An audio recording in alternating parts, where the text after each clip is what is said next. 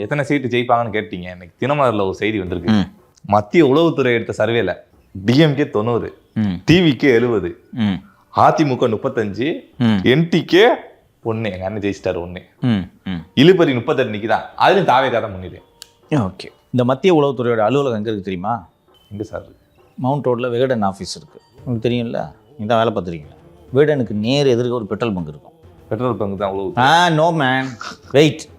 அதுக்கு பக்கத்தில் ஒரு சின்ன சந்து போகும், அது உள்ளே தான் அந்த ஆஃபீஸ் இருக்குது சார். அவ்வளோ பெரிய உளவுத்துறை எதுக்கு சார் அந்த சின்ன சந்துக்குள்ள வைக்க போகிறாங்க? தினமலர் ஆஃபீஸ் அங்கே தானே இருக்கு. அதான் அந்த உளவுத்துறை. அவங்க கூட சரி உண்மையான செய்தியாக இருக்கும்போது உளவுத்துறை. சரி, இப்போ ஏன் தினமலர் இப்படி ஓவரா எழுதிட்டு இருக்காங்க? இப்போ திருப்பி வந்து தாவேக காங்கிரஸ் கூட்டணின்னு எதுனா விளங்குமா? நம்புவீங்களா? ஏதாவது ஒன்று உருட்டணும்ல. ஒரு தினமலரில் ஒரு நாளைக்கு ஒரு நியூஸாவது இந்த விட்டதை பார்த்து எழுதுகிற நியூஸ் ஒன்று வந்துடணுன்ட்டு தீர்மானமாக இருக்காங்க. இதை கேட்டு திமுக அதிர்ச்சி ஆயிட்டாங்களா? இது வேற. சரி, எத்தனை ஜெயிப்பாங்க சொல்லு? விஜய் ஜெயிச்சிருவாரு. That's fine. வேற 10. அதெல்லாம் அதிகம். 10, 9 சார். 1 சார். எப்படிப்பா இருப்பாங்க புரிய வைக்கலாம், கொஞ்சம் இருங்க. ஃபஸ்ட்டு பாஸ் தி போஸ்ட் சிஸ்டம்ன்றது தான் நம்ம சிஸ்டம், சரியா? ஒரு தொகுதியில் எத்தனை சதவீதம் வேண்டும் வெற்றி பெறுவதற்கு? இப்போ ஒரு 3 கட்சி இருக்கனால 40ல் 35. 35. Okay, 35 is a fair number. 35. Vijay எவ்வளோ ரீச் பண்ணுவார்? ஜனநாயகனுக்கு முன்னாடி 28%. இந்த ஆதரவு விட்டுறதெல்லாம் சொல்லாதீங்க. இன்றைக்கி 20 இருக்குது, பல இடங்களில் 20 இருக்குது. இது எவ்வளோ அதிகமாகும்? Vijay has hit the maximum. Peak அடிச்சிருச்சு, ஓகேவா? அந்த விஜயோட லான்ச்சு, முதல் விக்கிரவாண்டி மாநாடு, அதெல்லாம் பீக்குக்கு போயிட்டு கரூருக்கு பிறகு சரிவு தான், சரியா? இதுக்கு மேலே பீக் அடிக்க முடியாது. இன்னொன்று, பீக் அடிக்கணும்னா நீ என்ன பண்ணுறீங்க உங்களுக்கு பீக் அடிக்கிறதுக்கு? ஓகே, ஸோ 22, 23ன்னு வச்சுக்கோங்க. இதுக்கு மேலே எவ்வளோ போகும், ரீச் ஆகும்? 25. Okay, fair. எனக்கு தெரிஞ்ச அதிகம். Okay, fair enough. அதிகம் தான் நீ சொன்ன மாதிரி. இனிமேல் டிப்பு தான் ஆகும். வந்து திமுக கூட்டணி கட்சிகள்லாம் சேர்ந்து எவ்வளோ இருக்கும்? ஒரு 30 வரும் சார். 35. அதிமுக கூட்டணி கட்சிகள்லாம் சேர்ந்து அதே 35. 35. இந்த 35க்குள்ளே 100 ஓட்டு 200 ஓட்டு வித்தியாசத்தில் ஜெயிச்சுட்டு போயிடுவாங்க, கரெக்டாக? அந்த அதிமுக திமுகவுக்கு இடையேயான வாக்கு வேறுபாடு, வெற்றியை தீர்மானிக்கும் வாக்குகளின் எண்ணிக்கை 300, 400ஆக இருக்கும். விஜய் வேட்பாளர் 20,000 வாங்கியிருப்பார். அந்த 20,000 எதற்கு? இல்லாத ஓட்டுக்கள். சில தொகுதிகளில் டெபாசிட் வாங்குவார்கள், பல தொகுதிகளில் டெபாசிட் வாங்க மாட்டார்கள். எலெக்ஷனுக்கு 10 நாள் நாமினேஷன் லாஸ்ட் டேட் வரைக்குமே நீங்கள் 25 தான் தொட்டிருக்கீங்க. அதை எப்படி வெற்றியாக கன்வெர்ட் பண்ணுவீங்க? ப்ரொபோஷனல் ரெப்ரசன்டேஷன்ற ஒரு சிஸ்டம் இருக்குது, விகிதாச்சார பிரதிநிதித்துவம். ஒரு கட்சி 5% வச்சுருக்குன்னா அவங்களுக்கு 5 எம்எல்ஏ, ஒரு கட்சி 20% வச்சுருக்குன்னா அவங்களுக்கு 20 எம்எல்ஏ, 30% வச்சுருக்க கட்சிக்கு 30 எம்எல்ஏன்றது வேறு. அன்றைக்கி விஜய் வில் பி ரெப்ரசன்டட். இது first past the post system. டி நகரில் திரு அப்பாவு மற்றும் திரு இன்பதுரை இதற்கு முந்தைய சட்டப்பேரவைன்னு நினைக்கிறேன், 16 நினைவு எனக்கு, 45. இப்போ என்ன பண்ணுவீங்க சொல்லுங்கள்? 20% வச்சுருக்கீங்க, 25ன்னு கூட வச்சுக்கோங்க. வெற்றி பெறுவதற்கு தேவை எவ்வளோ? 40. 35 தொடுவீங்களா? விஜய் மட்டும் ஜெயிச்சு அசம்பிளிக்கு போய் டிடிவி தினகரன் ஆர்கே நகரில் ஒற்றை எம்எல்ஏவாக போய் அசம்பிளியில் களமாடியது போல் ஆடுவாரா? டிடிவி தினகரன் இப்போ விடுங்க, ரொம்ப கோமாயிட்டார் அண்ணன். அப்போல்லாம் அந்த ஆர்கே நகர் சமயத்தில் ப்ரெஸ்ஸை எப்படி ஹேண்டில் பண்ணுவார் தெரியுமா? எல்லா கேள்வியும் கேட்டு முடிச்சுட்டு வேறு ஏதாவது கேள்வி இருக்காப்பா, இப்படி தான்டா, வேறு ஏதாவது கேள்வி இருக்கா, வேற அவ்வளோதானா அப்படின்ட்டு போவார். இன்னொன்று, விஜய் மட்டும் ஜெயிப்பார் அப்படின்றது என்னுடைய ஆசை. ஜெயிச்சுவார் நான் நம்புகிறேன். ஒரு சாம் இருக்குமா அந்த தொகுதியில் விஜய் நிற்கிறான்னு? அப்போது நம்ப மாட்டாங்க இவங்க. எனக்கு காரணம் சொல்கிறேன். திமுக விட்டுருமா, 10 ஜோசஃபை இறக்குவாங்க, 10 விஜய் இறக்குவாங்க. அதெல்லாம் ஒன்று இருக்குது. பட் ஸ்டில் ஹில் வின்னு வச்சுக்கிறேன். அந்த ரிஸ்க் எடுப்பாரா விஜய்? அது போட்டிடாமல் இருந்துட்டா பிகே பண்ணாரா? அவருக்கு ஒரு வேலை இல்லை பிகேக்கு. ஸோ திருப்பி போய் மௌனம் தான் அதுன்னு ஊட்டிகிட்டு இருக்காரு. விஜய்க்கு வேலை இருக்குல்ல, போட்டிட்டு விஜயும் தோற்று மாலதி சொல்கிற மாதிரி 230 தொகுதியில் டெபாசிட் போச்சுன்னா, தோல்வி அடைந்த வேட்பாளர் 3% வாங்கினால் என்ன, 20% வாங்கினால் என்ன? இன்னும் பிஜேபி அதிமுக விஜய் மீதான தாக்குதலை தொடரவில்லை. 25 சொல்கிறீங்களா? இந்த 25 மைனாரிட்டி ஓட்டு இருக்குது. இப்போ நீங்கள் திருப்பரங்குன்றத்துக்கு வாயே திறக்கலை, எப்படி விடும் அந்த மைனாரிட்டி ஓட்டு? இந்த 25 இவங்க சொல்கிற சர்வேல மைனாரிட்டி ஓட்டு இருக்குது, எப்படி விடும்? ஜென்சி பசங்க இருக்காங்க இல்லையா, முதல் தலைமுறை ஓட்டு போடுறவங்க, அவங்களாம் திரு விஜய்க்கு தான் போடுவாங்கன்னு நான் நம்புகிறேன். இப்படி அமைதியாகவே இருக்கார்ல சார், அவங்களும் யோசிக்க மாட்டாங்களாங்க சார்? நான் அவங்க ஜென்சி ஓட்டு விஜய்க்குன்னு நான் கண்ணை மட்டும் ஒதுக்கி வைக்கிறேம்மா அவங்களுக்கு. அவங்களுக்கு கண்ண மூடி ஓட்ட போட்டுருவாங்க. ஒரு ஹீரோயிசம் பண்ணணும்னு தானே சார் எதிர்பார்ப்பாங்க. சுறா படத்தை 10 வாட்டி பார்க்குறவங்கம்மா, புரிஞ்சுக்குங்கம்மா. அதில் கூட அடிக்கிறாரு செய்கிறாரு, அது மாதிரி எதிர்பார்ப்போம்ல நாங்கள் அரசியலில் வந்து அமைதியாக இருக்கிற. செய்வார் ஒரு வேலைன்னு நம்பிக்கிட்டு இருப்பாங்க. அவங்களுக்கு இது பிடிச்சிருக்குல்ல. என்னைக்காவது ஒரு வாட்டி வந்து பிளாஸ்ட்டுனாலும் பார்த்தல எங்கள் பிளாஸ்ட்டுன்றாங்க, கொண்டாடிக்கிட்டு இருக்காங்க. இவ்வளவு நாள் அவர்கள் வெற்றியின் மீது எனக்கு சந்தேகம் இருந்தது. இப்போது அண்ணன் நாஞ்சில் சம்பத் சென்று சேர்ந்த பிறகு எனக்கு அந்த சந்தேகம் தீர்ந்து விட்டது. வெற்றி உறுதி ஆயிடுச்சா? வெற்றி உறுதி. ஊருக்கு ஊர் பாசறை நடத்துங்கன்னு சொல்லிட்டாராம். நீ நாளைக்கு கட்சி ஆரம்பிச்சு கூப்பிட்டனா வந்துடுவார். ஒரு கார் மட்டும் வாங்கி கொடுக்கணும். நல்ல ஒரு அண்ணன், போகாத கட்சியே இல்லை, நல்ல பேச்சாளர். திரு நாஞ்சில் சம்பத்துக்கு வீடியோ வருமா? அது செங்கோட்டையனோட முடிஞ்சிச்சு. அவரே ஏன்டா சேர்ந்தோன்னு முடிச்சுட்டு உட்காந்துருக்காரு. இப்போ ஃபீல் பண்ணுறாரு செங்கோட்டையன். சும்மா சொல்லாதீங்க, சீரியஸாக சொல்கிறேன். ஏம்மா இது கூட எப்படிம்மா அவர் மெர்ஜ் ஆவார்?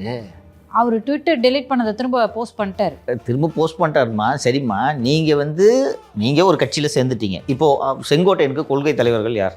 செல்வி ஜெயலலிதா, எம்ஜிஆர். அது எப்படி செல்வி ஜெயலலிதா விஜயோட கொள்கை தலைவரா? வேலு நாச்சியார், அஞ்சலி அம்மாள், அம்பேத்கர், பெரியார், காமராசர். நீங்கள் பாட்டு ஜெயலலிதா நினைவு தினத்துக்கு அஞ்சலி செலுத்திட்டு இருக்கீங்க. இப்போ அதுலேயும் சிக்கல். அதிமுகக்கார ஒருத்தர் விடாமல் சென்று ஜெயலலிதா சிலைக்கோ சமாதிக்கோ சென்று அஞ்சலி செலுத்தினார்கள். நீங்கள் வீட்டை விட்டே வெளில வரலையே. அதான் போட்டோவுக்கு அஞ்சலி செலுத்திட்டாங்களே. அது ட்விட்டரில் போட்டதெல்லாம் விடு. தலைவனை பின்பற்றி அவர் எப்படி பண்ணிட்டாரு பார்த்தீங்களா? வீட்டுக்குள்ளேயே வச்சு அஞ்சலி செலுத்தி. இனிமேல் அவரும் வீட்டுக்குள்ளே தான். கார் வாங்கி தரேன்னு சொல்லியிருப்பாங்க. அதனால தான் சம்பத்து இருக்காரு. நீ செகண்ட் ஹேண்டில் ஒரு கார் பிடிச்சி கொடு, ஒடியாந்துருவார். சீரியஸாக கூப்பிட்டா வந்துடுவாருப்பா.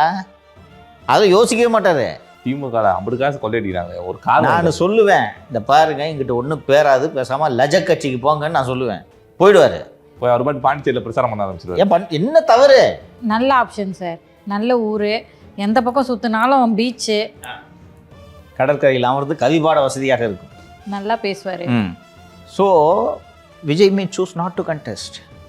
இன்றைக்கி நீங்கள் ஒரு மாளிகையில் அமர்ந்து கொண்டு நான் முதல்வர் ஆகிட்டேன் கனவு கண்டுக்கிட்டே இருந்தீங்க.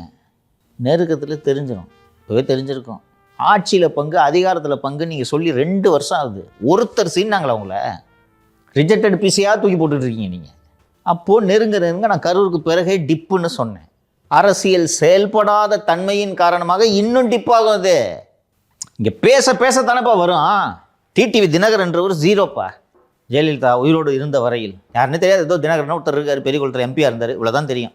2-3 கேஸ் வாங்கியிருக்காரு, இவ்வளோதான் தெரியும். ஜெயலலிதா இறந்த பிறகு அதிமுக திமுக 2 கட்சிகளையும் வீழ்த்தி விட்டு சுயேட்சையாக ஜெயிக்கிறாருப்பா அவரு.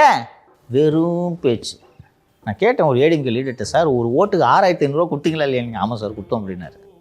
6500 அப்படி கொடுத்தோம். எப்படி சார் தோற்றிங்கன்னா? இல்லை சார் அந்த பீரியடில் வெறும் டிடிவின்னு ப்ரெஸ்ஸில் பேசி அவர் பூரா ஜனங்க இம்ப்ரெஸ் ஆகிட்டாங்க சார். அப்போ அவர் ஜெயிக்கிறாருன்னா தன்னோட அரசியல் கிராஃபை கொஞ்சம் கொஞ்சமாக உயர்த்திக்கிட்டே இருக்காரு. நீங்கள் உயர்த்துறதுக்கு என்ன பண்ணீங்க? எங்கள் அண்ணனே பேசி தானே சார் 8% வெறும் பேச்சு. சீமானோடது வெறும் பேச்சு. இப்போதான் கொஞ்சம் மான் ஊருகா அப்படின்னு அண்ணன் கேள்விப்பட்டிருக்கேன். எங்கேயாவது மான் ஊருகா? அதுக்கு ஒரு தனி வீடியோ வரும். பண்ணிடலாம். மான் ஊருகா கதை கேட்டியா? இந்த மாதிரி கதையாவது சொல்லணும். நீங்கள் எதுவுமே பண்ணாமல் இருந்து எப்போயாவது ஒரு வாட்டி வந்து வர்ட்டான்ட்டு 2 வாட்டி தலையாட்டினீங்கன்னா ஜனங்க பூரா ஓட்டு போடுவாங்க உங்களுக்கு. சரி சார், புதுச்சேரியில் வந்து பொதுக்கூட்டத்துக்காவது பர்மிஷன் கொடுப்பாங்களா மாட்டாங்களா? பர்மிஷன் கொடுக்குறேன்ட்டாங்கம்மா. கொடுக்குறேன்ட்டாங்க. ஒரு ஆய்வு பண்ணுறேன்ட்டு கோயிலில் போய் சுற்றிட்டு இருக்காரு புஷி. இப்போ அவருக்கு நல்ல வேலை கட்சி ஆரம்பித்து நம்ம டெப்டி சிஎம் ஆகலான்ட்டு அவர் திட்டமிட்டு இருக்காரு. உண்மையாகவே அவருக்கு தான் சார் சாதகம். ஆதவன் ஆசை நிறைவேறிச்சு. ஆமாம், உண்மையிலே ஆனந்த் இஸ் லக்கி. எனக்கு ஒரே ஒரு விஷயம் மட்டும் புரியல சார். இப்போது இன்னொரு சேனலில் வந்து நான் சொல்லிகிட்டே இருக்கேன், சவுக்கு சங்கரை வந்து நான் இந்த சேனலுக்கு கூப்பிட்டு வந்துடுறேன் அப்படின்னு சொல்லிட்டு பார்த்தா இல்லை அவரை கூப்பிட்டு வர முடியல அப்படி சொல்லிட்டு நானே அந்த சேனலில் போயிட்டு வேலை கேட்குறேன்னு வைங்களேன். அப்போ உனக்கு ஒன்றுமே மரியாதை இல்லையா, உனக்கு அங்கே பவரே இல்லையா அப்படின்னு தான் அந்த சேனல் என்னை பார்த்து கேட்கணும். பரவாயில்ல, நீங்களாவது வந்துட்டீங்களே அப்படின்னு சந்தோஷப்படுற நிலைமையில் அந்த சேனல் இருந்துச்சுன்னா அந்த சேனல் விளங்குமான்னு சொல்லுங்கள். எனக்கு தெரிஞ்சு அங்கேயும் போய் ஒரு கிராஃபை போட்டு காட்டியிருப்பாரு. இப்படி ஒரு ஆளா நம்ம கட்சிக்கு வேணுங்க வந்து சேர்ந்துக்குங்கன்றது. தொடர்ந்து தப்பு பண்ணுறாரு. நீங்கள் கவனிச்சுட்டு வாங்க. ஃபஸ்ட்டு மிஸ்டேக்கு பிரசாந்த் கிஷோரை மேடை ஏற்றுனது. இன்னொரு நாள் விரிவாக நேரம் இருக்கும்போது விவாதிப்போம். கட்சி ஆரம்பித்து போட்டிட்டதே பிஜேபி சொல்லி. பிரசாந்த் கிஷோர் ஊருக்கு பூரா சர்வே எடுத்து அனலைஸ் பண்ணி சொல்கிற ஒரு 3% தான் வாங்குவார்னு பிரசாந்த் கிஷோருக்கு தெரியாது? ஆட்சி அமைச்சிட முடியும்ட்டு நம்பியிருப்பார்னு நினைக்கிறீங்களா நீங்கள்? நம்பிட்டு அவர் போட்டிட்டு இருப்பாரு. 90% சீட்டை ஜெயிச்சாங்கல்ல, இதுக்கு தான் பிரசாந்த் கிஷோரை நிற்க வச்சது. they'll use him for 29 also. Prashant Kishor will expand in Hindi land. அப்படி இருக்கும்போது அந்த பிரசாந்த் கிஷோரை கூட்டின்னு வந்து மேடை ஏற்றி பிரதர் இன் நாம்ஸ்ன்றது நீங்கள் பண்ண ஃபஸ்ட்டு மிஸ்டேக். அதுக்கு பிறகாவது கவனமாக இருக்க வேணாம். செங்கோட்டையனை சேர்த்துக்கிறீங்க. நான் எல்லா விஷயத்துக்கும் நான் சொல்லியிருக்கேன், ஒரு விஷயத்தை செய்யும்போது காஸ்ட்டு பெனிஃபிட்டை அனலைஸ் பண்ணுவேன். செங்கோட்டையனால் உங்கள் கட்சிக்கு என்ன பெனிஃபிட், அதனால் நீங்கள் கொடுக்க போகிற காஸ்ட் என்ன? காஸ்ட்டு ஜெயலலிதாவை தனது கொள்கை தலைவராக ஏற்றுக்கொண்ட செங்கோட்டையனை உங்கள் கட்சியில் அழைத்து வந்து அவருக்கு மிகப்பெரிய பதவி கொடுத்து கொங்கு பகுதியின் பொறுப்பை கொடுத்து நீங்கள் அடைந்தது ஒன்றுமில்லையே. செங்கோட்டையனால் ஒரு 10 தொகுதியில் வெற்றி பெற வைக்க முடியும். செங்கோட்டையனை மீறி அந்த ஏரியாவில் வேறு கட்சி ஜெயிக்க முடியாது. அல்லது செங்கோட்டையன் பின்னால் ஒரு மிகப்பெரிய சமூகம் இருக்கிறது என்று சொன்னால் உங்களுக்கு அதனால் பலன். கவுண்டர் சமூகம் மொத்தமாக அதிமுக பிஜேபி பின்னாடி இருக்குது. எப்படி செங்கோட்டையன் பின்னாடி இருக்கும்? ஏன் ஓபிஎஸ் அவர்களை தூக்கியிருந்தா கூட பரவாயில்ல. சாதி, ஓபிஎஸ் அவர்கள் பின்னால் ஒரு மிகப்பெரிய சாதி இருக்குது. தினகரன் பின்னால் ஒரு பெரிய சாதி இருக்குது. அவங்க உங்களை சீண்டலையே. டெல்லிக்கு சென்று விட்டு வந்து விமான நிலையத்திற்கு வந்த பன்னீர்செல்வத்திட்ட வந்து செங்கோட்டையன் சந்திச்சிங்கன்னா அவர் அங்கே போய் சேர்ந்த பிறகு என்கிட்ட பேசலைங்க, நானும் பேசலைங்க. அதுலேயாவது ஜாதி இருக்குது. நீங்கள் குறிவைப்பது தலித் சமூகங்களை, அந்த சமூகத்தை சேர்ந்த தலைவர்களை எதிர்த்திருந்தால் கூட சாதி ஓட்டு வரும்னு நான் சொல்லலாம். இது 2வது மிஸ்டேக். ஆனால் செங்கோட்டையன் காஸ்ட் பெனிஃபிட் ஒர்க் பண்ணியிருந்தாருன்னா காஸ்ட்டை விட பெனிஃபிட் அதிகம் அவருக்கு. காஸ்ட்டே இல்லை, ஆக்சுவலி நினச்சதெல்லாம் செஞ்சுக்கிட்டு இருக்காரு. வந்து 2 கும்பிடு போட்டுட்டு கட்சியில் இருக்கிறதுல பெரிய பதவி வாங்கிட்டு போயிட்டாரு. 2 பதவி அடையாளம் இல்லாமல் இருந்தார். 2 நாள் நியூஸில் வந்துட்டு இருந்தார். போதுமா? சந்தோஷம். இனிமேல் கட்ட வேகம். இன்னைக்கு வெளியே போனால் 10 கேமரா. நான் எதற்காக சொல்கிறேன் என்று சொன்னால் அப்படின்னு பேசிட்டு இருப்போம் ஜாலியாக. என்னதான் அரசியல் பண்ணுறீங்க? வாக்காளர் திருத்தத்தை பற்றி அவ்வளோ தீவிரமாக எதுக்குறீங்க, பிஜேபி பற்றி பேச மாட்டேங்கிறீங்க, தமிழ்நாட்டோட இஷ்யூஸை பற்றி பேச மாட்டேங்கிறீங்க. பிஜேபி திட்டுறதுக்கு ஒரு நல்ல வாய்ப்பில் சத்திருப்போம் கிடைச்சி அதை விட்டுறீங்க. 2 பேரையும் திட்டலாம் சார். ஆமாம், 14 நிமிஷம் கண்டென்ட் இருக்கு சார். இதில் நம்மளே 1 மணி நேரம் கண்டென்ட் பேசுவோம். ஆமாம். ஐயோ, எதுக்கு ஏன் இப்போ வந்து போலரைஸ் பண்ணிட்டு இருக்கீங்க? பேசணும்னா எவ்வளோ பேசலாங்க. ஏங்க, அரசியல் கட்சி தலைவர் நினைச்சதெல்லாம் பேசுங்க. சீமான் பேசலையா? மானூர்கான்னு யாராவது கேட்குறாங்களா? ஊர்காவையா? அது அங்கேயே இருக்குது. இங்கே மானூர்கா போட்டால் கொண்டுருவாங்க. அப்போது காங்கிரஸ் குழு முடிவு செய்தது போல் நீங்கள் தமாஸ் கட்சி தானே, அரசியல் பண்ணுறேன்னு தமாஸ் பண்ணிட்டு இருக்கீங்க. நீங்கள் எப்போயாவது தீபாவளி பொங்கலுக்கு வெளியில் வந்து யோன்ட்டு போயிட்டு உட்காந்துக்க வேண்டியது. உங்களை நம்பி எப்படி ஜனங்க வாக்களிப்பாங்கன்னு நினைக்கிறீங்க நீங்கள்? கே நேரு அவர்கள் சொல்லியிருக்காரு சார், வீட்டுக்குள்ளே உட்காந்துட்டு விமர்சனம் எழுதுனா மக்கள் எப்படி ஆதரிப்பாங்க? He's right. அண்ணெல்லாம் ஃபீல்டு ஒர்க்கர் தெரியும்ல. எப்போயாவது வெளியில் வர உதயநிதி வந்து வீதி வீதியாக போய் வேலை செஞ்சுக்கிட்டு இருக்காரு. ஆனால் ஆசை மட்டும் இவ்வளோ இருக்குது.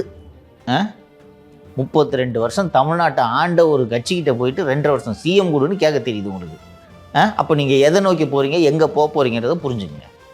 சிஎம்மா கொடுத்துட்டா என்ன சார் பண்ணுவீங்க? ஹையரார்கி கூட தெரியாது, யார்கிட்ட என்ன வேலை வாங்கணும்னு தெரியாது, யார் என்ன வேலை பார்ப்பாங்கன்னு தெரியாது. தேர்தல் ஆணையத்துக்கு லெட்டர் எழுத சொன்னால் உள்ளாட்சி தேர்தல் நடத்துகிற மாநில தேர்தல் ஆணையத்துக்கு லெட்டர் எழுதுறாங்க. அவங்க கட்சி அங்கீகாரமே வாங்கல, எங்களையும் எல்லா கூட்டத்தும் கூப்பிடுங்கன்றாங்க. ஏன் 400 ரவுடி விஜய் அவர்கள் போட்டியிடாமல் தவிர்ப்பதை நோக்கித்தான் இது செல்கிறது. பட் அவர் ஜெயிச்சிருவாருன்னு சொல்றீங்களே சார். ஜெயிச்சுட்டு தனியாக போய் பேசிடுவார் அசம்பிளியில், இல்லையா? எதுக்கு டிடிவி தினகரன் உதாரணமாக சொன்னேன். ஒரு ஆள் 100 மைக்க சமாளிப்பார். இவர் சமாளிப்பாரா? என்ன எம்எல்ஏ ஆவார், சட்டப்பேரவைக்கு போவார், எதிரியை வந்து தோல் மேலே கை வச்சு ஜனகன மன அப்படின்னு தள்ளுவாருன்னு பார்த்தா போக மாட்டாருன்றீங்க. ஜெயலலிதா அவர்கள் முதல்வராக இருக்கும்போது திரு கருணாநிதி அவர்கள் ஒற்றையாளாக எம்எல்ஏவாக இருந்தார் என்று நினைக்கிறேன். அவருக்காக வீல் சேரில் அவர் ஆன பிறகு ரேம்ப்லாம் போட்டாங்க. அசம்பிளி உள்ளே போக மாட்டார், வெளில போய் கையெழுத்து போட்டு வந்துடுவார். ஏன் சார்? அவங்க பவர்ஃபுல்லான லேடி தானே சார். இல்லை, என்ன சிக்கலாகும்னு நான் கேட்குறேன். தனியாக போய் மாட்டிட்டு என்ன பண்ணுறது? அப்போ இவர் தனியாக போய் அசம்பிளி நின்று பேசிடுவார், இல்லையா? கமலை விட்டுருங்க. கமல் கோயம்புத்தூரில் வானதிக்கு எதிராக வெற்றி பெற்றிருந்தால் ஒத்தையால் போய் அசம்பிளியில் பேசிடுவார். தைரியமாக அவர் பேசுவார். எவனுக்கு புரிய போகிறதில்ல.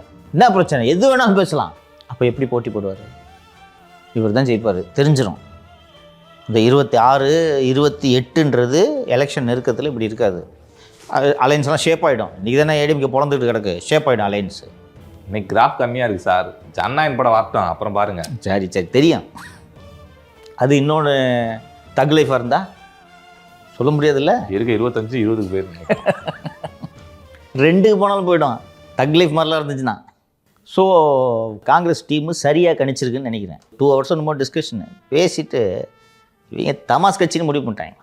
இன்னொன்று, இல்லை நாங்கள் அப்படிலாம் தமாஷெல்லாம் இல்லை, சீரியஸாக அரசியல் பண்ணுறோன்னா என்னையா பண்ணியிருக்கீங்க? என்ன பண்ணியிருக்கீங்க இவ்வளோ நாள்? மற்றது எல்லாத்தையும் விடு, சிபிஐ விசாரணைக்கு எதிராக மனு போட்டிருக்குது ஒரு அரசு, அதை கண்டிச்சிங்களா? உங்கள் தலைக்கு வர கத்தியது. அப்போ இவங்களை நம்பி இந்த பாமர ஜனம், இந்த ஊமை ஜனம் வாக்களித்து விடும். அவர்கள் முட்டாள்கள் என்று நீங்கள் நினைத்து கொண்டிருக்கிறீர்கள். இந்த மக்கள் முட்டாள்கள் அல்ல. அதை எலெக்ஷன் நெருக்கத்தில் அதை புரிஞ்சுக்கிட்டு நான் மட்டும் போட்டி போடல, நமது தோழர்கள் நண்பீஸ் போட்டிடுவாங்கன்ட்டு போயிடுவார். இதுதான் நடக்க போகுது பாருங்க. சரி சார், பொறுத்திருந்து பார்ப்போம். இன்றைய அரசியல் பல நிகழ்வுகளை பேசணும். தொடர்ந்து நாளை பேசுவோம் சார். நன்றி சார். நன்றி சார்.